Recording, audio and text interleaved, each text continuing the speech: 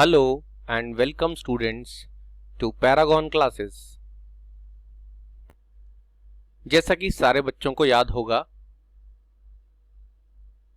कि इस समय हमारा जो चैप्टर है वो इलेक्ट्रोस्टैटिक पोटेंशियल चल रहा है और उसमें हम जो टॉपिक लास्ट लेक्चर तक पढ़ चुके थे वो था electrostatic potential due to an electric dipole. और उसमें आपको एक्सियल लाइन पर किसी पॉइंट पर इलेक्ट्रिक डाइपोल के एक्सियल लाइन पर पोटेंशियल फाइंड आउट करना सिखा दिया था। आज हम इसका सेकेंड पार्ट पढ़ेंगे, लेकिन उसको पढ़ने से पहले मैंने लास्ट टर्न पर बच्चों से एक क्वेश्चन पूछा था। उस क्वेश्चन का मैं आंसर देता हूं। कुछ बच्चों ने मुझे कॉल करके रीजंस बताए, तो वो रीजन सही है या गलत उनको भी पता चल जाएगा और बाकी बच्चे भी उस क्वेश्चन का आंसर जान जाएंगे। क्वेश्चन ये था कि अगर हमारे पास एक चार्ज होता है Q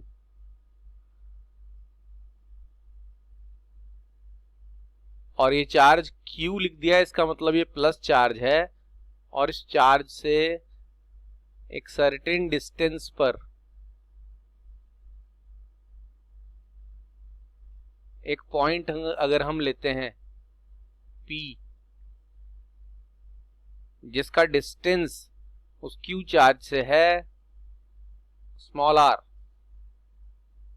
और आपसे कहा जाता है कि उस पॉइंट पर उस सोर्स चार्ज की वजह से इलेक्ट्रोस्टैटिक पोटेंशियल बताओ कितना होगा। क्या होगा ये तो डेफिनेशन बताना पड़ेगा। अगर ये पूछा जाए कि what is the electrostatic potential at point P due to this charge, तो आप बोलोगे it is the work done पर unit test charge in moving it from infinity to point P against the electric field without acceleration. ये तो इस question का answer है कि पोटेंशियल क्या होता है या क्या होगा, लेकिन कितना होगा उसके लिए आंसर होता है ये। और ये चीज वोल्ट में नापी जाती है, स्केलर क्वांटिटी होती है, ये सारी बातें आपको बता दी थी। लेकिन अगर हमारे पास एक माइनस Q चार्ज रखा होता है एज अ सोर्स चार्ज, जिसकी वजह से इलेक्ट्रिक फील्ड बन रही है, और उससे r डिस्टेंस पर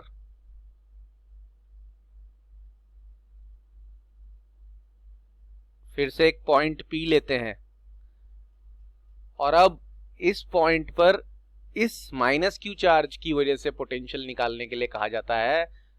तो मैंने बताया था यहां आप माइनस साइन यूज करते हो, आपको करना है माइनस साइन यूज, जबकि अब तक इलेक्ट्रिक फील्ड वगैरह या फोर्स वगैरह निकालने के लिए चार्ज का साइन यूज नहीं करते थे। यहाँ चार्ज का साइन माइनस साइन यहाँ नहीं लगा के ना यहाँ लगा दिया हमने, तो वो यूज कर रहे हैं। ऐसा क्यों करते हैं उसका रीजन बच्चों को बताने के लिए कहा गया था। तो मैं रीजन बताता हूं बच्चों को कि इस माइनस चार्ज को यूज करने का सिग्निफिकेंस क्या है। जब आप प्लस Q चार्ज की वजह से इस पॉइंट पर पोटेंशियल निकालते हो तो आप टेस्ट चार्ज को इंफिनिटी से यहां तक लेकर आ रहे हो।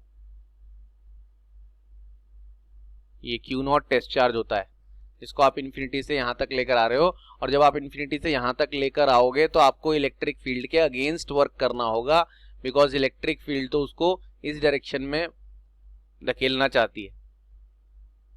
तो पॉजिटिव चार्ज के केस में आपको जब टेस्ट चार्ज आप जितना क्लोज लाओगे उतना ज्यादा वर्क करना पड़ता है इलेक्ट्रिक फील्ड के अगेंस्ट, या यूं कहें प्लस चार्ज के केस में चार्ज की तरफ बढ़ने पर आपको इलेक्ट्रिक फील्ड के अगेंस्ट वर्क करना पड़ता है। लेकिन माइनस चार्ज अगर सोर्स चार्ज है, यानी सोर्स चार्ज की जगह माइनस चार्ज रखा है, तो इसकी इलेक्ट्रिक फील्ड तो ऑलरेडी इधर होती है, क्योंकि इलेक्ट्रिक फील्ड का डायरेक्शन होता है away from the positive charge towards the negative charge. या इस वाले प्लस क्यू के केस में electric field away from the charge थी, ये इलेक्ट्रिक फील्ड थी, लेकिन माइनस चार्ज के केस में electric field towards the charge होती है। अब अगर आप Q0 चार्ज यहां रखोगे तो वो तो खुद से अपने आप ऑटोमेटिकली इस इलेक्ट्रिक फील्ड की वजह से इधर भाग रहा है। अब की बार आपको इधर ले जाने में कोई वर्क नहीं करना है। इस केस में इलेक्ट्रिक फील्ड के अगेंस्ट वर्क तब होगा जब आप उस टेस्ट चार्ज को इधर न ले जाकर इधर ले जाओगे। इधर ले जाने का वर्क होगा अगेंस्ट इलेक्ट्रिक फील्ड। तो यहां ये माइनस साइन ये सिग्निफाई करता है कि प्लस चार्ज वाले केस में सोर्स चार्ज, ये माइनस साइन यहां पर डायरेक्शन शो नहीं करता क्योंकि पोटेंशियल तो एक स्केलर क्वांटिटी है, उसमें खुद में डायरेक्शन नहीं है, लेकिन ये माइनस साइन ये शो करता है कि प्लस चार्ज वाले केस में इलेक्ट्रिक फील्ड के अगेंस्ट हम जिस दिशा में जा रहे थे और हमें वर्क करना था, माइनस चार्ज वाले केस में उससे उल्टी डायरेक्शन में जाने में हमें वर्क करना पड़ता है। तो ये माइनस साइन ये बता देता है कि अब की बार टेस्ट चार्ज सोर्स चार्ज के नजदीक ले जाने में वर्क नहीं करना पड़ रहा, टेस्ट चार्ज को सोर्स चार्ज से अवे ले जाने में वर्क करना पड़ रहा है इलेक्ट्रिक फील्ड के अगेंस्ट। तो ये बात बार बार ऐसे लैंग्वेज में बताने के बजाय सिंबल के फॉर्म में ये लिख दी जाती है और शॉर्टकट के तौर पे बच्चे याद रख लेते हैं कि वो सोर्स चार्ज जिसकी वजह से इलेक्ट्रिक फील्ड बनी है, जिसके अगेंस्ट आप टेस्ट चार्ज को मूव कराने में वर्क कर रहे हो, वो सोर्स चार्ज अगर प्लस है तो पोटेंशियल ऐसे लिखा जाएगा, और अगर सोर्स चार्ज जिसकी वजह से इलेक्ट्रिक फील्ड बनी है, जिसके अगेंस्ट हम वर्क कर रहे हैं टेस्ट चार्ज को मूव कराने का, वो अगर नेगेटिव है तो सोर्स चार्ज में नेगेटिव सिंबल लगा दिया जाता है। तो ऐसा भी कह सकते हैं कि पॉजिटिव चार्ज की वजह से जो पोटेंशियल है वो प्लस में आता है और नेगेटिव चार्ज की वजह से जो पोटेंशियल है वो माइनस में आता है।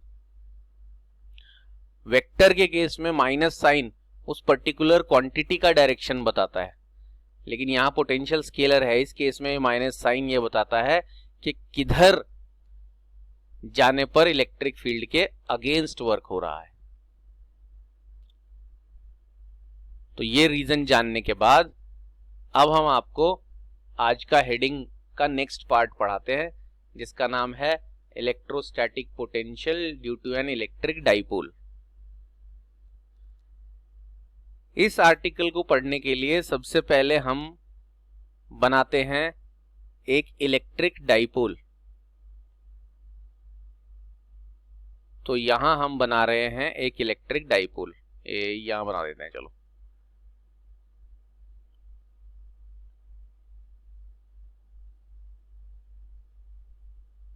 यहां एक लाइन खींचते हैं पहले,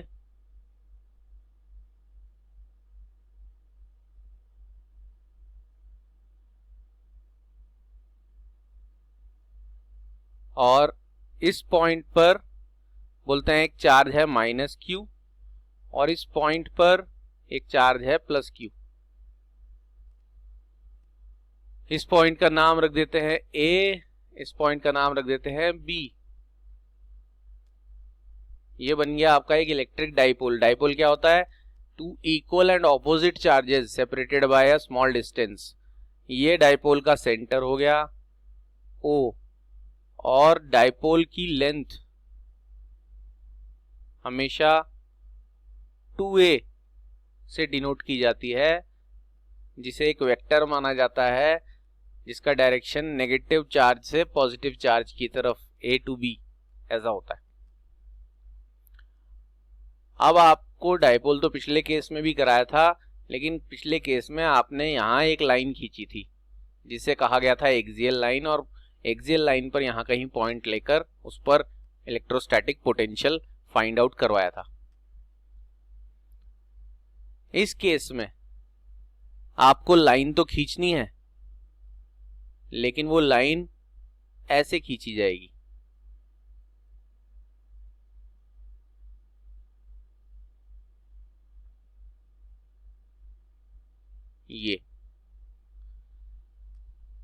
ये लाइन जो है ये परपेंडिकुलर बाइसेक्टर है इस डाइपोल का। देख रहे हैं ये एंगल जो है 90 डिग्री है। इस लाइन को कहा जाता है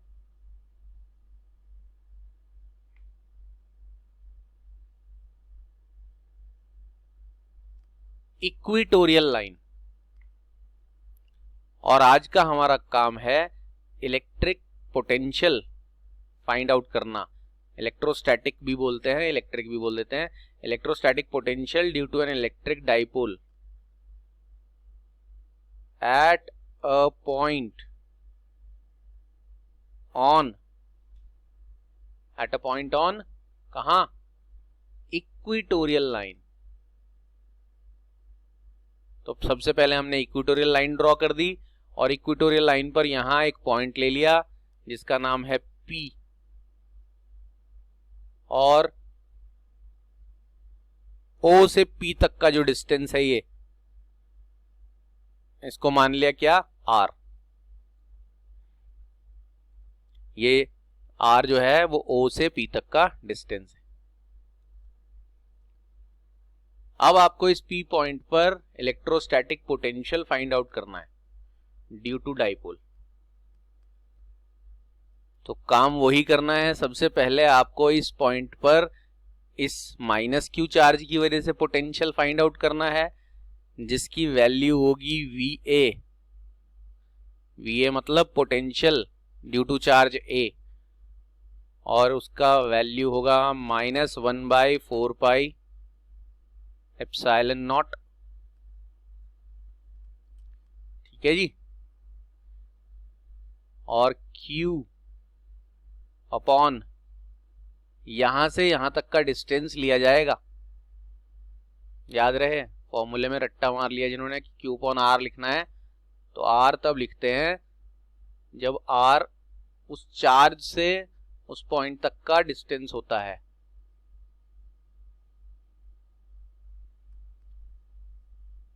यहां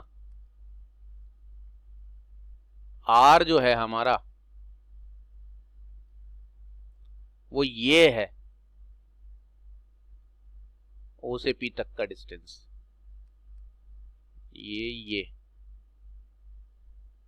ये डिस्टेंस R है। लेकिन जब हम A पॉइंट की वजह से, या A पॉइंट पर जो -Q चार्ज है ऐसा कहना चाहिए, उसकी वजह से P पॉइंट पर पोटेंशियल निकालते हैं, तब हम डिस्टेंस कहां से कहां तक वाला लेंगे? A से P तक वाला। पोटेंशियल के फॉर्मूले में माइनस साइन इसलिए लगा है कि सोर्स चार्ज माइनस है। 1/4 एप्सिलॉन नॉट हमेशा लगता है, ये कांस्टेंट होता है। Q उस चार्ज की वैल्यू और AP उस चार्ज से उस पॉइंट P तक का डिस्टेंस जहां पोटेंशियल पता लगाना है। और इस AP की वैल्यू क्या होगी? वेयर AP की वैल्यू क्या होगी? उसके लिए आप यूज करोगे पाइथागोरस थ्योरम। ये साइड आप देख रहे हो, A सिर्फ इतना, ये A कहलाएगा स्मॉल a, क्योंकि ये पूरा जो डिस्टेंस है वो 2a है। तो आपके पास AP की वैल्यू होगी √R² प्लस A²। कौन सी थ्योरम का इस्तेमाल किया है? पाइथागोरस थ्योरम का। ठीक है जी। तो आपके पास AP की वैल्यू रख दी है हमने √R² प्लस A², क्योंकि राइट एंगल ट्राइंगल में हाइपोटेन्यूज की वैल्यू ऐसे निकाली जाती है। तो आपके पास therefore V A is equal to आ जाएगा -1/4πε0 Q upon √r² plus a²। ये जो आपके पास आ गई है वैल्यू, किसकी वैल्यू आ गई है? P पॉइंट पर पोटेंशियल की वैल्यू इस -Q यानी A पर रखे हुए चार्ज की वजह से। उसके बाद हम नेक्स्ट स्टेप में यहां लिख रहा हूं VB निकालेंगे। VB क्या है? इस B पर रखे हुए +Q चार्ज की वजह से यहां तक का पोटेंशियल, जिसके लिए आपको डिस्टेंस पता लगाना होगा यहां से यहां तक का। तो इसे भी ज्वाइन कर रहा हूं मैं।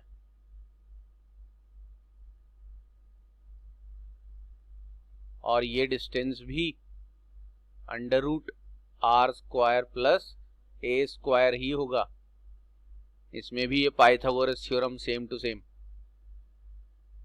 और VB की वैल्यू क्या होगी? ये होगी 1/4πε0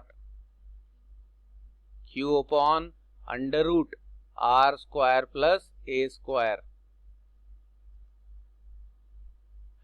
क्योंकि ये चार्ज प्लस है इसलिए यहां चार्ज की वैल्यू प्लस में ही लिखी जाएगी। 1/4πε0 ऐसे ही है। और अब की बार आपको B से P तक का डिस्टेंस लेना था, यानी कि इस A पर रखे हुए चार्ज की वजह से P पर पोटेंशियल निकाला पहले आपने, और B पर रखे हुए चार्ज की वजह से भी P पर पोटेंशियल निकाला है। बताया था कि एक से ज्यादा चार्जेस की वजह से किसी पॉइंट पर पोटेंशियल निकालने के लिए सब चार्जेस की वजह से अलग अलग पोटेंशियल निकाल के उनका सम कर देते हैं। यहां सिंपल एल्जेब्रिक सम करते हैं, क्योंकि पोटेंशियल एक स्केलर क्वांटिटी है। अब नेट यानी total electrostatic potential at point P due to the dipole कितना होगा? V is equal to VA plus VB। और हमारे पास VA का वैल्यू है -1/4πε0 Q upon √r² minus a² plus 1/4πε0 Q upon √r² plus a²।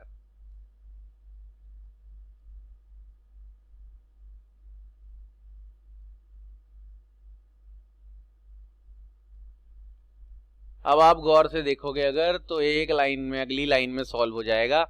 -1/4πε0 Q by √r² plus a² और plus same value है।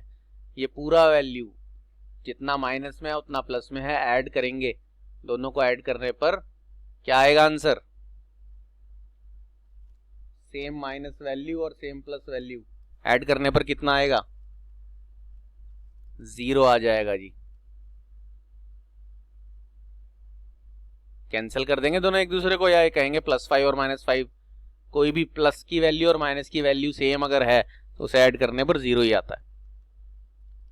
जिससे आपको एक इंपॉर्टेंट बात पता चली है, जो ऑब्जेक्टिव टाइप क्वेश्चन में, शॉर्ट आंसर क्वेश्चन में और कॉम्पिटिटिव एग्जाम में भी डायरेक्टली पूछी जाती है, आपको बिना डिराइव किए याद होनी चाहिए। क्या? सुन लें ध्यान से।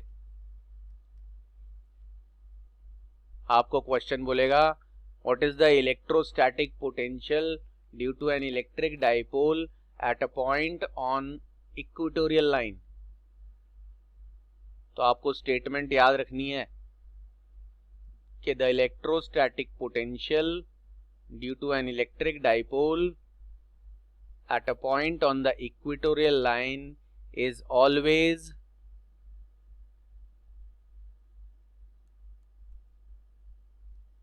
0। ठीक है जी। तो ये आपका डाइपोल की वजह से पोटेंशियल निकालने का दूसरा पार्ट भी खत्म होता है।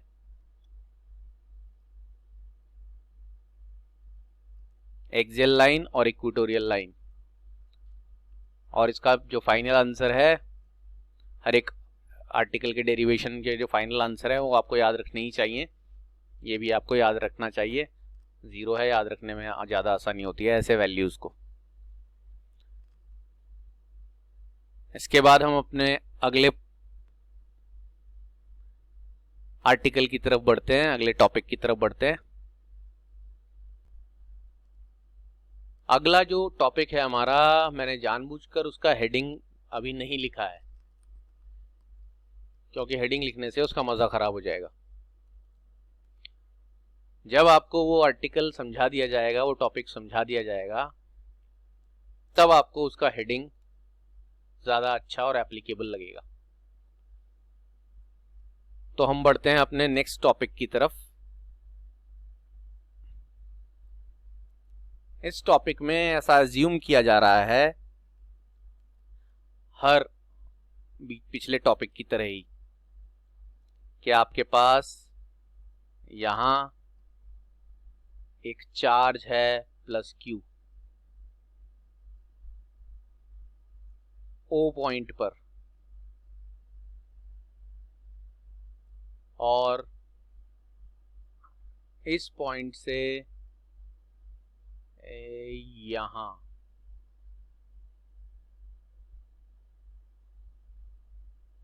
R डिस्टेंस पर एक पॉइंट है P।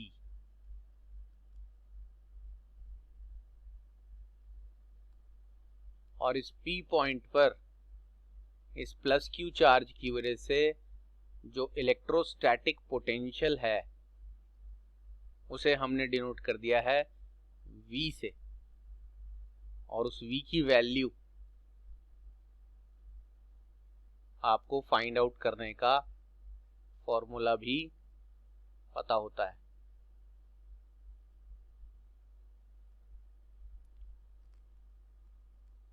ये उस पोटेंशियल की वैल्यू है। P पॉइंट पर जो पोटेंशियल है ये उसकी वैल्यू है, सिंबल उसका V है।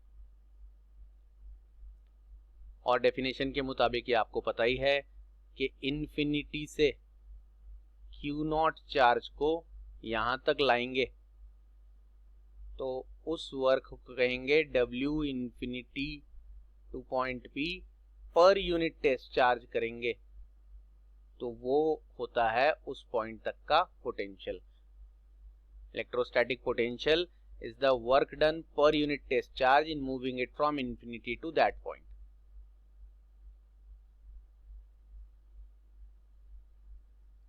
अब अगर हम यहाँ P पॉइंट पर पोटेंशियल V बोल रहे हैं तो P से थोड़ा सा आगे ये एक पॉइंट हमने Q ले लिया।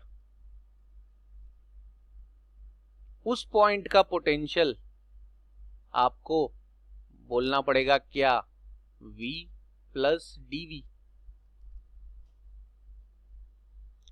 और ये V प्लस dV का मतलब है कि Q पॉइंट का पोटेंशियल P पॉइंट के पोटेंशियल से थोड़ा सा ज्यादा है। कितना ज्यादा है? थोड़ा सा, और थोड़े से को क्या बोला, dV। यानी potential at point Q is slightly greater than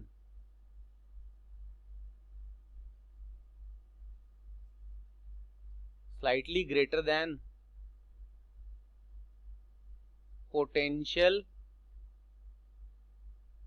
at point P।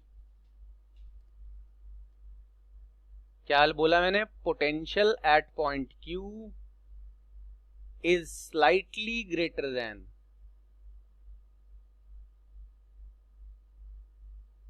Potential at point P, और वो कितना स्लाइटली ग्रेटर है, थोड़ा सा dV। इसीलिए अगर इस पॉइंट के पोटेंशियल को V मानते हैं, इसको थोड़ा सा ज्यादा बोल देंगे, V से थोड़ा सा ज्यादा कितना हो गया, V प्लस dV, और नया पोटेंशियल V प्लस dV है, डिफरेंस दोनों के बीच का आएगा dV, हल्का सा अंतर। और ज्यादा क्यों है, Q का पोटेंशियल ज्यादा क्यों है, क्योंकि इन्फिनिटी से P तक लाने में टेस्ट चार्ज को जितना वर्क करना पड़ता है उससे थोड़ा ज्यादा वर्क करना पड़ेगा Q तक लाने में।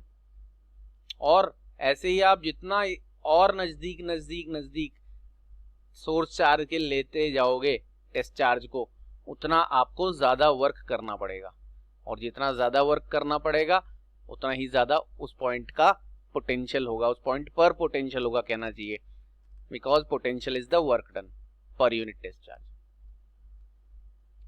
तो आपको याद रहे कि जब आप इन्फिनिटी से किसी टेस्ट चार्ज को इलेक्ट्रिक फील्ड के अगेंस्ट लेकर जा रहे हो, तो जितना ज्यादा वर्क आपको करना पड़ता है उतना ही ज्यादा उस जगह का पोटेंशियल होता है। तो ये पॉइंट बच्चों को अच्छी तरह क्लियर होना चाहिए कि V पॉइंट का पोटेंशियल कम क्यों है, सॉरी P पॉइंट का कहना चाहिए, P पॉइंट का पोटेंशियल जो कि V है वो कम है, और P से Q तक जाने पर पोटेंशियल बढ़ गया है। तो रीजन क्या है, क्योंकि इन्फिनिटी से P तक लाने में जितना वर्क करना पड़ता है, थोड़ा और आगे ले जाने में इलेक्ट्रिक फील्ड के अगेंस्ट और ज्यादा वर्क करना पड़ेगा, और जितना ज्यादा वर्क करना पड़ता है उतना ही ज्यादा पोटेंशियल होता है। आप थोड़ा सा आगे लाए इसलिए पोटेंशियल थोड़ा सा ही बढ़ा, क्योंकि वर्क डन पर यूनिट टेस्ट चार्ज ही पोटेंशियल है। अब अगर आपसे इन दोनों जगहों के बीच का electrostatic potential difference between Q and P पूछा जाए, ध्यान दें ये P का पोटेंशियल है खाली, और ये जो है पूरा ये Q का पोटेंशियल है, लेकिन पूछा जा रहा है क्या, इलेक्ट्रोस्टैटिक पोटेंशियल डिफरेंस। तो दो चीजों का डिफरेंस कैसे निकालते हैं, बड़े वैल्यू में से छोटा वैल्यू क्या कर देते हैं, माइनस कर देते हैं। तो Q का पोटेंशियल बड़ा है जिसका वैल्यू है V प्लस dV, उसमें से P का पोटेंशियल छोटा है जिसकी वैल्यू है V। बड़े पोटेंशियल में से छोटा पोटेंशियल माइनस कर देते हैं, तो ये क्या कहलाता है, इलेक्ट्रोस्टैटिक पोटेंशियल डिफरेंस। डिफरेंस मतलब अंतर, अंतर निकालने के लिए हमेशा बड़े वैल्यू में से छोटे वैल्यू को माइनस करते हैं। और डेफिनेशन के मुताबिक, डेफिनेशन याद दिलाऊं, ये लो जी, ये आ गई डेफिनेशन। क्या है, इलेक्ट्रोस्टैटिक पोटेंशियल डिफरेंस, पोटेंशियल की नहीं, वो तो वर्क डन पर unit test charge in moving it from infinity to that point है अगेंस्ट द इलेक्ट्रिक फील्ड। लेकिन ये क्या है, इलेक्ट्रोस्टैटिक पोटेंशियल डिफरेंस की डेफिनेशन क्या है, ये लिखा, the electrostatic potential difference between two points is the work done पर unit test charge in moving it from one point to the other against the electric field without acceleration. यानी जो potential difference होता है, electrostatic potential difference, वो बराबर होता है work per unit test charge in moving it from one point to the other against the electric field without acceleration. तो हम अपने डेफिनेशन को रिकॉल करके मेन जो केस है उसकी तरफ बढ़ते हैं।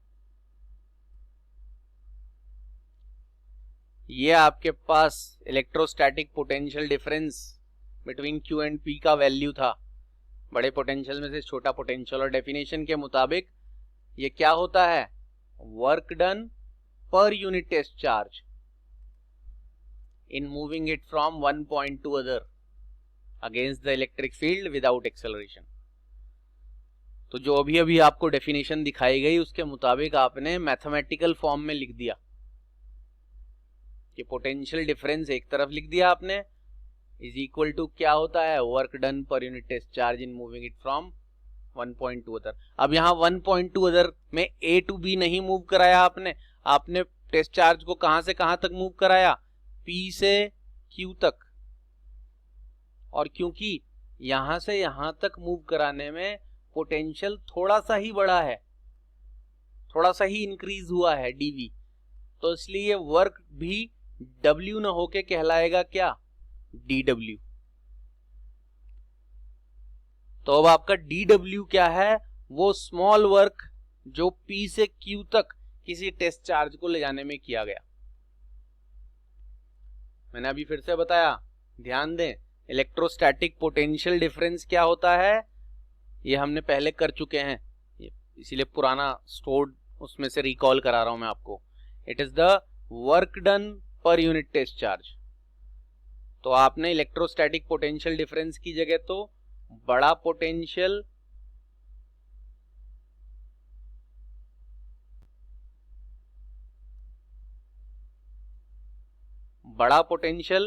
V प्लस dV माइनस छोटा पोटेंशियल V, ये तो आपने इसकी जगह लिख दिया, और इज इक्वल टू करके W अपॉन क्यू नॉट की जगह dW अपॉन क्यू नॉट किया है, क्योंकि dW वर्क न होके छोटा सा वर्क है, क्योंकि पोटेंशियल डिफरेंस में भी छोटा सा फर्क है। ठीक है जी,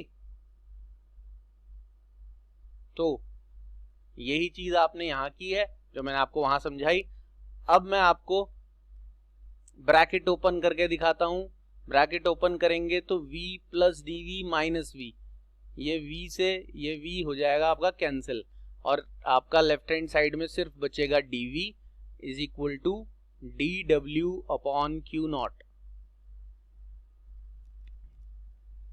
ठीक है जी, और मैं इसको इक्वेशन नंबर 1 लिख देता हूं,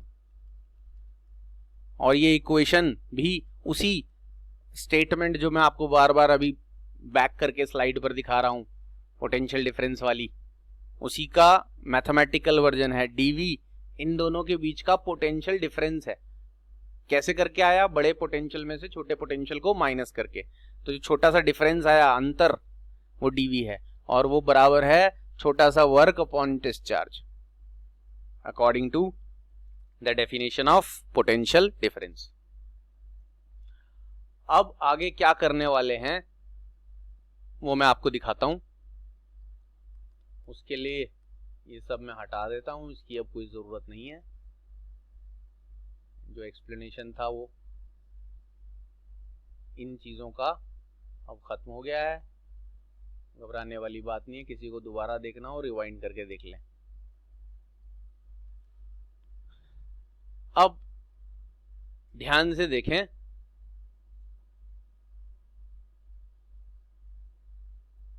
यहां अगर आपका टेस्ट चार्ज पहुंच चुका है और आप उसे P से Q तक ले जाना चाहते हो, तो आपको जो फोर्स लगानी पड़ेगी वो इस डायरेक्शन में लगानी पड़ेगी। क्यों? क्योंकि इलेक्ट्रिक फील्ड तो उसको इस डायरेक्शन में धकेलना चाहती है, और इलेक्ट्रिक फील्ड जिस फोर्स से उसे धकेलना चाहती है वो फोर्स पढ़ चुके हो आप, वो है Q0E। तो आपको जो फोर्स ऑपोजिट डायरेक्शन में लगानी पड़ेगी वो फोर्स मैं यहां लिख देता हूं, अगेंस्ट द इलेक्ट्रिक फील्ड जो लगानी पड़ेगी वो होगी माइनस Q0E। ये फोर्स इलेक्ट्रिक फील्ड लगा रही है जो राइट साइड में एरो से दिखाई है, और ये फोर्स आप लगा रहे हो इलेक्ट्रिक फील्ड के अगेंस्ट जो इस तरफ दिखाई गई है। और उस फोर्स को लगा के आप P से Q तक जो डिस्टेंस मूव कर रहे हो, टेस्ट चार्ज को जितना डिस्टेंस चला रहे हो dl, तो आप लिखोगे यहां dw is equal to F dot d l, ये dw यानी थोड़ा सा वर्क जो p से q तक टेस्ट चार्ज को ले जाने में किया जा रहा है, उसकी वैल्यू होगी F यानी फोर्स इंटू dl यानी डिस्प्लेसमेंट, ये वर्क का फॉर्मूला होता है।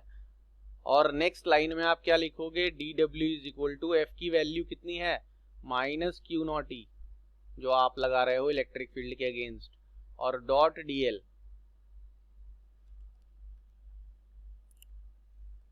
और फिर इलेक्ट्रिक फील्ड का डायरेक्शन है इधर, dl का डायरेक्शन है इधर, दोनों के बीच का एंगल जब देखा जाएगा तो वह एंगल होगा dw is equal to minus q naught E dl cos 180 degree.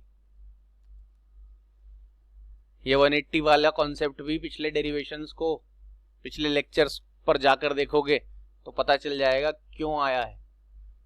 जिसने पिछले लेक्चर्स नहीं देखे उसी को यहाँ पर दिक्कत होगी, इसलिए मैं बार बार एक्सप्लेन नहीं कर रहा हूँ, टाइम वेस्ट होता है। वरना उन बच्चों का जिन्होंने ध्यान से देखा है उनको सजा मिलती है, उन बच्चों की गलती की जिन्होंने ध्यान से नहीं देखा या लेक्चर स्किप करके या केयरलेसनेस की वजह से आगे बढ़ गए। तो ये सब चीजें एक्सप्लेन हो गई हैं। अगर किसी लेक्चर में मैंने कोई चीज डायरेक्टली लिखी है तो ये समझ जाना कि उसका एक्सप्लेनेशन पहले दिया जा चुका है। उसके बाद ये भी बताया जा चुका है cos 180 का वैल्यू -1 होता है, तो आप dw is equal to minus q naught E dl -1 करोगे यहाँ, तो आपके पास dw is equal to q naught E dl आ जाएगा, -1 और ये माइनस साइन कैंसिल हो जाएगा। और ये बात भी मैं पहले बहुत डिटेल में समझा चुका हूँ, इसलिए मैं ये भी यहाँ डायरेक्टली लिख रहा हूँ। इसे डायरेक्टली लिखने में मेरे को कोई पाप नहीं लगेगा क्योंकि मैंने समझा दिया है। पाप उसी को लगेगा जिसने पहले के वीडियो नहीं देखे हैं। So therefore dw is equal to minus q naught E into d r. उसके लिए मैंने एक्सप्लेनेशन बताया था कि dl ऐसे ऐसे जाने पर बढ़ता रहता है, लेकिन dl की वैल्यू इधर जाने पर जितना बढ़ती है r की वैल्यू उतनी कम होती जाती है, क्योंकि r पूरा यहां से यहां तक का वैल्यू है। तो इस r की वैल्यू कम होती जाएगी dl के बढ़ने पर, इसलिए dl की जगह माइनस dr लिख दिया है। और dw अपॉन क्यू नॉट, ये क्यू नॉट को dw के नीचे ले आए हैं, इसकी वैल्यू बन गई माइनस ई डी आर। और इस इक्वेशन को मैं लिख रहा हूं इक्वेशन नंबर 2।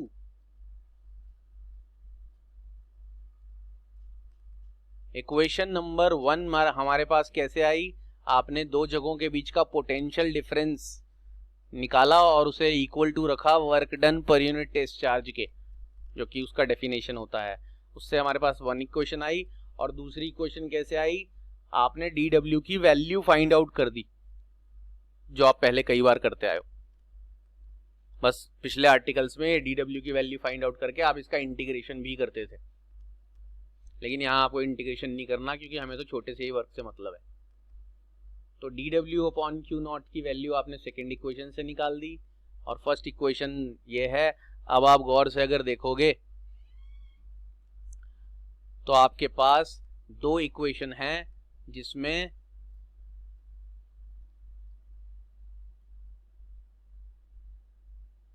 एक साइड दोनों इक्वेशंस की सेम है।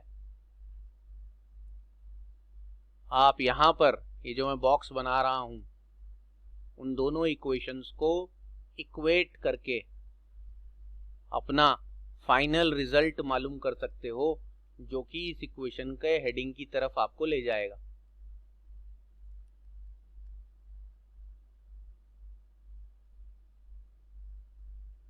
लाइन दोबारा खींच रहा हूं मैं। ये बॉक्स आपका बन गया जो आपका रिजल्ट बताएगा आपको। बॉक्स के अंदर मैं क्या लिख रहा हूं, फ्रॉम इक्वेशन 1 एंड 2। देखो एक तरफ दोनों में dw/q0 है और एक यहां पर भी dw/q0 है, तो इक्वेशन 1 एंड 2 से हमें मिलेगा dv is equal to -e dr। ठीक है जी, एक एक साइड दोनों सेम है तो बाकी दोनों साइड भी सेम रख दिए हमने, और इससे हमें e की वैल्यू मिलेगी -dv/dr।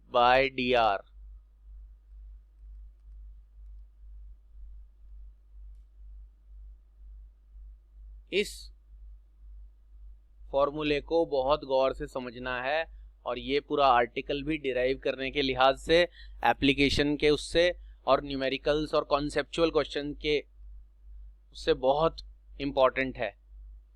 ई इलेक्ट्रिक फील्ड इंटेंसिटी है, जिस इलेक्ट्रिक फील्ड के अगेंस्ट हम टेस्ट चार्ज को ले जाते हैं, जो कि सोर्स चार्ज की वजह से बनी है।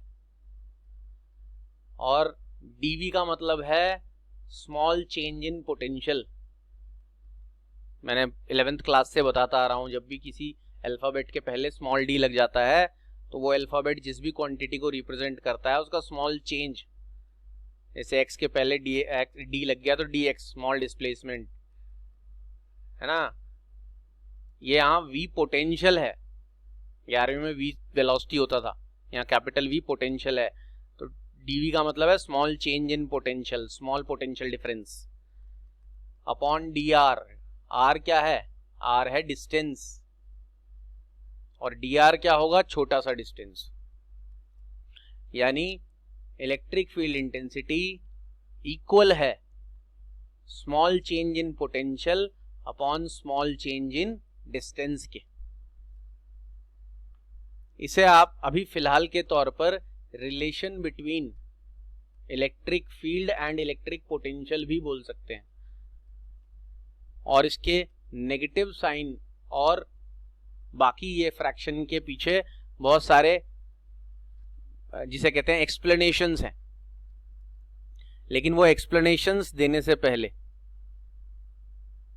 मैं बच्चों को इस हेडिंग का नाम बताना चाहता हूं कि इस आर्टिकल को डिराइव करके जो ये हमें फॉर्मूला दिया गया है, ये फॉर्मूला आपको कब डिराइव करना है, उस हेडिंग या उस फॉर्मूले का क्या नाम है।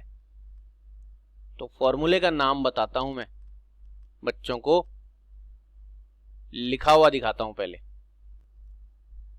तो ये है आपके सामने वो जो आपको रिजल्ट बताया था डिराइव करके, क्या बताया था result, E is equal to -dv upon dr। ये आपका फाइनल रिजल्ट आया था। कैसे आया था वो आप देख सकते हो, दोबारा पीछे जाकर, जिनको समझ आ गया है वो आगे बढ़ेंगे। ये फाइनल रिजल्ट में E is equal to -dv/dr में हेडिंग क्या होगा, इलेक्ट्रिक फील्ड। इलेक्ट्रिक फील्ड ये रहा एज अ ग्रेडियंट। ये ग्रेडियंट वर्ड आपने 11th क्लास में 2 बार पढ़ा है।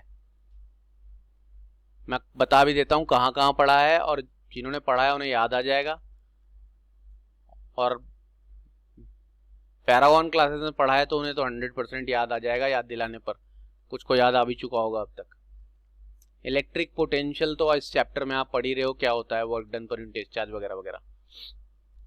ग्रेडियंट वर्ड आपने पिछले साल विस्कोसिटी नाम के एक चैप्टर में पढ़ा था, जिसमें ये चीज पढ़ी थी आपने, वेलोसिटी ग्रेडियंट। और आपने थर्मोडायनेमिक्स में एक चैप्टर पढ़ा था, ट्रांसफर ऑफ हीट। उस ट्रांसफर ऑफ हीट में आपने थर्मल कंडक्टिविटी एक टॉपिक पढ़ा था, वहां पर आपने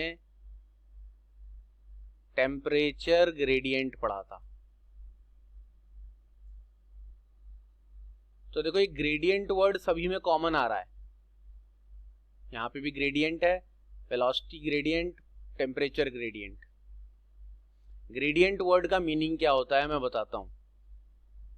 ऊपर कोई भी क्वांटिटी का चेंज हो, जैसे मैं dv लिख रहा हूँ, स्मॉल v लिख रहा हूँ यहाँ पर, इसका मतलब है स्मॉल चेंज इन वेलोसिटी, और नीचे मैंने dr लिख दिया, या नीचे मैंने dx लिख दिया, dy लिख दिया, जिसमें r, x या y ये सभी तीनों वेरिएबल्स डिस्टेंस को शो कर रहे हैं। r भी डिस्टेंस को शो कर रहा है, x भी और y भी। टेम्परेचर ग्रेडियंट में लिखूंगा तो मुझे dt बाय dx लिखना पड़ेगा, या x की जगह y या r कुछ भी हो सकता है। ऊपर कोई भी क्वांटिटी हो, जैसे यहाँ टेम्परेचर का चेंज है, यहाँ वेलोसिटी का चेंज है, और यहाँ पोटेंशियल का चेंज है। नीचे यानी डिनोमिनेटर में हर बार dr या dx या dy, यानी किसका चेंज आ रहा है, डिस्टेंस का, या डिस्प्लेसमेंट भी बोल सकते हैं, स्ट्रेट लाइन में दोनों सेम होते हैं। तो मैं ग्रेडियंट वर्ड का मीनिंग एक बार बता दूं बच्चों को, कि जब कोई क्वांटिटी का change in potential, change in velocity, change in temperature देखा जाता है विद रेस्पेक्ट टू मतलब ये नीचे जो चीज है किसके रेस्पेक्ट में लिया जा रहा है, उसके लिए वर्ड यूज किया जाता है। विद रेस्पेक्ट टू डिस्टेंस जब किसी क्वांटिटी का चेंज देखा जाता है तो उसे ग्रेडियंट कहा जाता है उस क्वांटिटी का। यहां ग्रेडियंट कहा जा रहा है किसका, इलेक्ट्रिक पोटेंशियल का, क्योंकि dv जो है वो चेंज इन पोटेंशियल है विद रेस्पेक्ट टू डिस्टेंस। तो जैसे आप वेलोसिटी ग्रेडियंट बोलते हो कि change of velocity with respect to distance, आप टेम्परेचर ग्रेडियंट बोलते हो change in temperature with respect to distance, ऐसे ही आप यहाँ पोटेंशियल ग्रेडियंट बोल रहे हो। और क्यों बोल रहे हैं पोटेंशियल ग्रेडियंट, वो भी दिखाते हैं।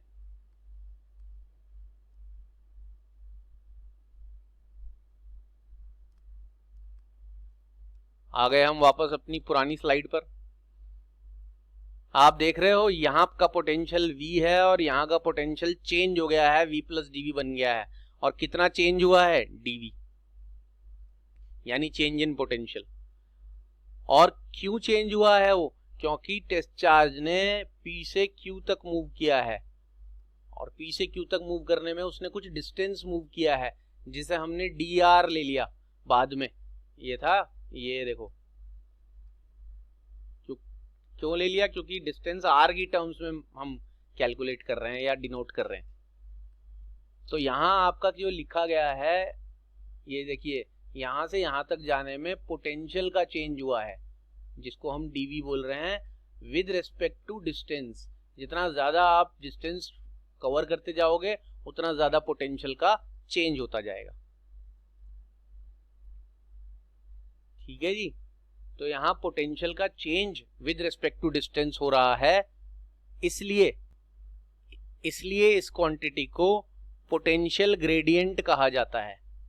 Potential gradient means change of potential with respect to distance. क्या बोला हमने कि Q चार्ज है O पॉइंट पर, और यहाँ पॉइंट P है, यहाँ पॉइंट Q है। जैसे जैसे उस टेस्ट चार्ज का डिस्टेंस चेंज होता जाता है, वैसे वैसे पोटेंशियल भी चेंज होता जाता है। यानी एक जगह से दूसरी जगह जाने पर पोटेंशियल बदलता है, और जब हम बदलते हुए पोटेंशियल को बदलते हुए डिस्टेंस के रेस्पेक्ट में निकालते हैं तो उसे पोटेंशियल ग्रेडियंट कहते हैं। और आखिर में सुन लें इस माइनस साइन का एक्सप्लेनेशन। माइनस साइन इसलिए लगाया जा रहा है कि 2-3 कारण आप कह सकते हो। पहला कारण तो जिस डायरेक्शन में इलेक्ट्रिक फील्ड लगती है, पोटेंशियल जो है उसके उल्टी डायरेक्शन में ट्रैवल करने से बढ़ता है। यहाँ का पोटेंशियल क्या था, v, यहाँ का पोटेंशियल क्या था, v प्लस dv, ये ज्यादा था और ये कम था। तो जिस डायरेक्शन में इलेक्ट्रिक फील्ड लगती है उसके ऑपोजिट डायरेक्शन में जाने पर पोटेंशियल बढ़ता है।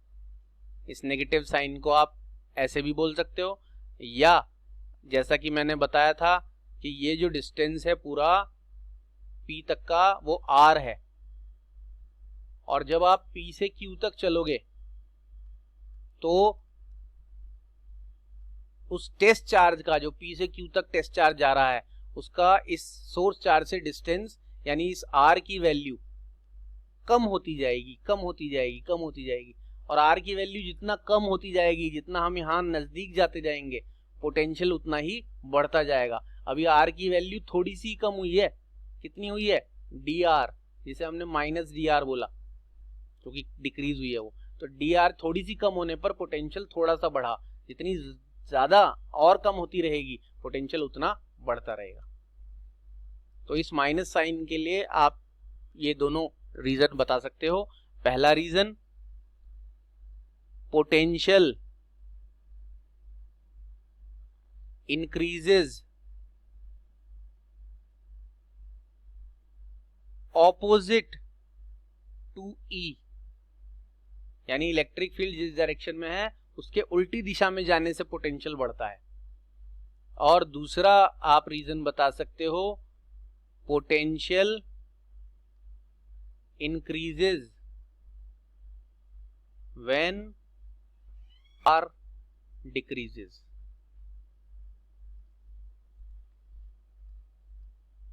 ठीक है जी। और एक आखिरी एक्सप्लेनेशन और दे दूं, पोटेंशियल खुद एक स्केलर क्वांटिटी है।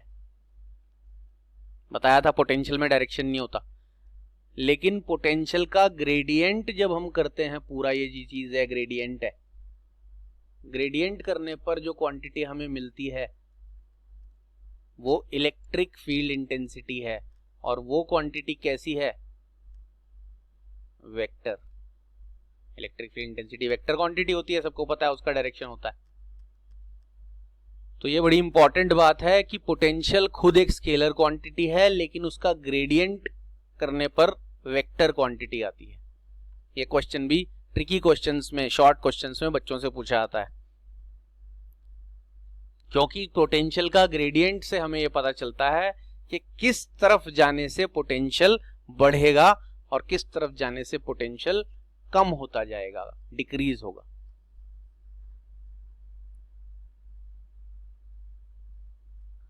तो आज की क्लास में बच्चों को electric field as a gradient of electric potential कराया गया। इन सारे पॉइंट्स को जो मैंने यहाँ पर बताए हैं उन्हें ढंग से याद रख लें, नोटिस कर लें और इस डेरिवेशन को भी करने की प्रैक्टिस करें। नेक्स्ट पार्ट पढ़ने के लिए बच्चों को अगला लेक्चर देखना होगा। तब तक के लिए good bye and take care.